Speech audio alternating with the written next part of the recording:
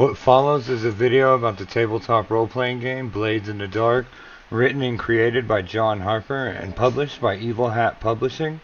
All art is used with permission by John Harper. In spite of the inky blackness of endless night, Duskwall blazes with white-hot electroplasmic energy.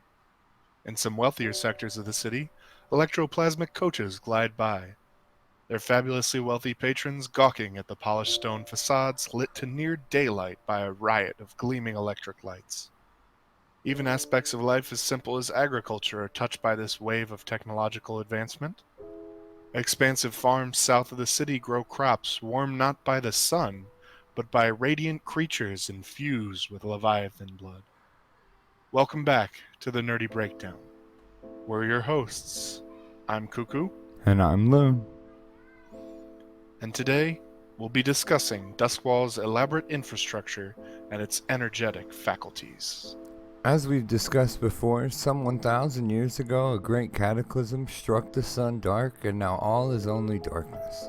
In what is traditionally the darkness hours, the moon looms huge in the sky, seeming to grow larger with each passing year. And during certain phases of its transit, it even appears to multiply in the sky, moving across the skies in pairs and trios of lights. It is not known what causes this celestial phenomenon to appear, but there are no shortage of arcane and scientific theories. The ancient stars still exist in the skies, though they no longer just hang static in the heavens. Now they swirl and change according to some unknown principle of celestial motion. As we've also discussed, the oceans have turned to a sort of blacky ink liquid, and constellations of millions of stars have appeared in their depths, countless pinpoints of light dancing under the waves. Sailing on the void sea is a difficult affair, and navigating by the shifting constellations is the only way to get around. Navigating on an ink-black ocean set against a jet-black sky makes telling the two apart a difficult task, and sailing upon the void sea can be maddening to some, and not all sailors come back with their sanity intact. Back on shore, it's a 24-hour-a-day operation keeping Doskvol lit and running smoothly. Massive generators run all day and night, powering everything from the lightning barriers crackling overhead to the streetlights. Some wealthier individuals boast their own private generators, lights, and even basic electrical appliances, but most average duskers are forced to make do with candles and oil lanterns for their day-to-day use. Thanks to the hundreds, no, thousands of candles, lanterns, chimney and cookery fires, torches and generators, all running non-stop, smoke and fumes choke the hazy overcast skies above the city's streets. A staple of life in constant night is the necessity of small personal hand lanterns. Common folk typically carry small oil lanterns, but duskers can also spring for more costly miniature electroplasm-lit lamps. These gadgets can be clipped to belts or hats, or even affixed to the head of a fashionable walking stick, which helps keep the user's hands free. Nobility and the obscenely wealthy often have attendants carrying lamps for them. In contrast to this constant struggle to light the darkness of the city, some criminal elements welcome it. Certain areas of ill repute encourage or even enforce a no-light policy, so that dark dealings can be conducted in the anonymity of natural shadows. So where does this power come from? We've touched on it briefly, but I'll go a little more in depth on it now. Everything comes down to refined electroplasm, which is harvested from gigantic sea monsters known as leviathans. Basically, this plasm is condensed life energy.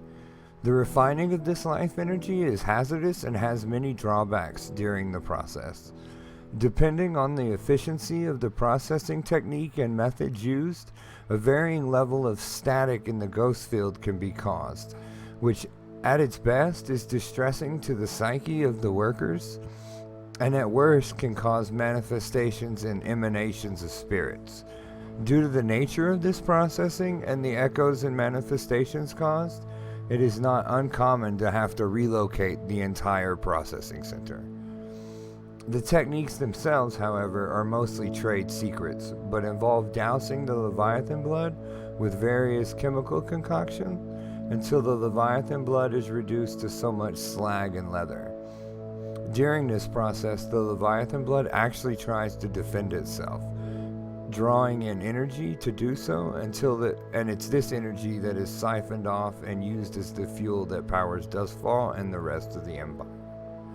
Just as the city and its denizens have adjusted to the ever-present night with their unique lighting solutions and energy production processes, Cuisine has undertaken a similar transformation. Without the sun to raise crops, food production and consumption looks very different within Duskwall. Common folk subsist mostly on mushroom caps and stems, eels from the canals, centipedes, grubs, mealworms, and rat meat. Everyone, from the poorest slum dweller to the richest aristocrat, cultivates a small mushroom garden at home. The leavings these meal staples are grown from are so ubiquitous that you'll find urchins hawking them on the street corner. Charities like the Ministry of Dark Bloom freely distribute mushrooms to the needy, and some bakeries and restaurants even finish the fungi into pies, loaves, or stews. Many of the mushrooms grown in the city come from large underground sharecropping tunnels. The construction of new tunnels of this type has been forbidden, though, as they make for great hiding spots for the fugitive on the lam.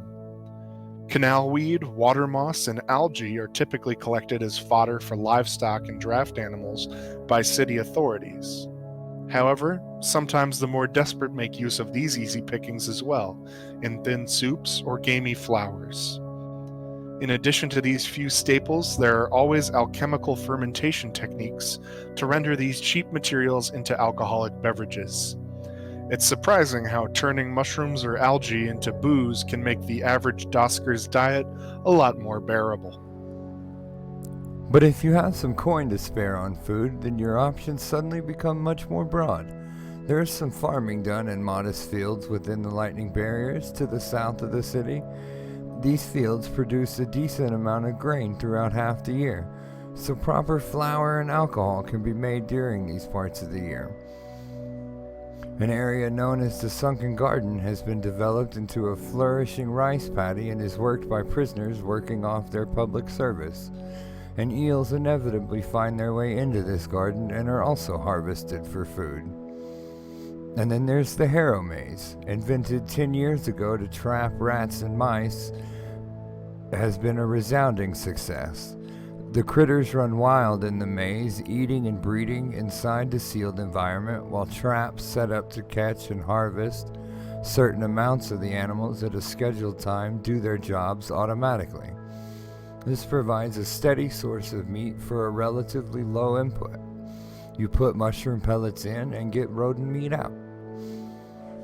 There's a fleet of fishing ships that ply coastal waters daily, bringing back nets full of fish.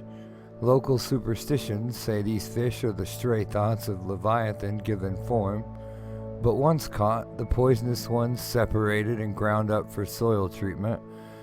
The edible ones end up in the bowls and on the platters of those who can afford them. Chickens and goats do particularly well in Doskvol. Chickens for their eggs and for their meat. Goats are used as guard animals as well as for their milks and cheeses.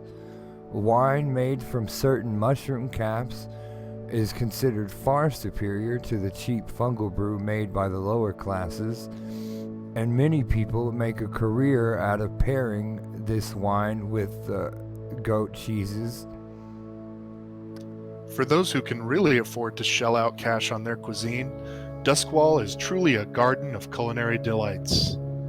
Centuries ago, brilliant alchemists and necromancers divined ways to infuse electroplasmic energy into the living matrices of plants and animals. This radiant life was at first cherished as beautiful living artwork, glowing with energy, but was soon recognized for its agricultural significance. The glow emanated by radiant plants and animals soaks into surrounding crops, allowing them to grow bigger, faster, and more succulent than ever previously imagined. There is a drawback of this process, as radiant life typically poses some risk of static and echoes in the ghost field, but with careful cultivation, these radiant-grown crops make up a huge proportion of wealthy Doskers' diets.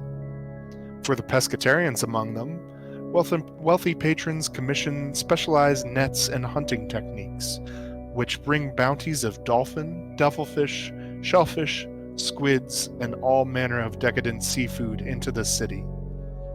Private chefs prepare these delicacies for their wealthy hosts in the traditional manner. The food is stuffed and served in close approximation to how the creatures looked while alive. Each main dish is also surrounded by a bustling gathering of appetizers and accents, like creamy smooth crab cheese or rich caviar. A family celebration favorite of this type of meal is the devilfish platter, served with scrumptious treats amongst the carefully arranged arms and the head packed full of stuffing.